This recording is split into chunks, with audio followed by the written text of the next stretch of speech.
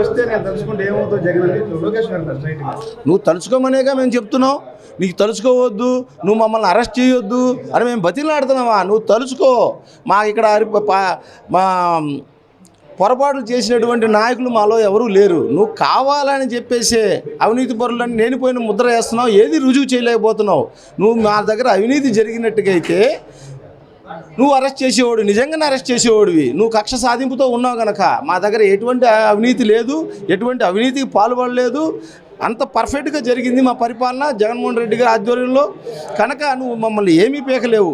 ఏదైనా ఉంటే అన్యాయంగా ఏం చేద్దామా అని చెప్పేసి నువ్వు ఆలోచిస్తున్నావే తప్ప ఇక్కడ మీ దగ్గర ఇప్పుడు రేపు రాబోయే రోజుల్లో మేము వస్తే నీ అవినీతిని బట్టబయలు చేస్తాం. ఈరోజు నువ్వు చేసినటువంటి 2 లక్షల కోట్ల రూపాయలు ఎక్కడ పెట్టావు? ఏ సంక్షేమ పథకం కానీ, ఏ అభివృద్ధి కానీ, ఏ రాజధాని కానీ, రాజధాని పేరు చెప్పి తెచ్చినటువంటి నిధులు కానీ, సంక్షేమ పేరు చెప్పి తెచ్చిన నిధులు కానీ నువ్వు ఏం చేసావు? ఇంత అప్పు నువ్వు ఎలా చేసావు? నీ అవినీతిని మేము కంపల్సరిగా బట్టబయలు చేసి నీకు కటకటాల వెనకాల మీ ముగ్గురిని నించోబెట్టడం జరుగుతుందని చెప్పేసి కూడా తెలియపరుస్తున్నాం.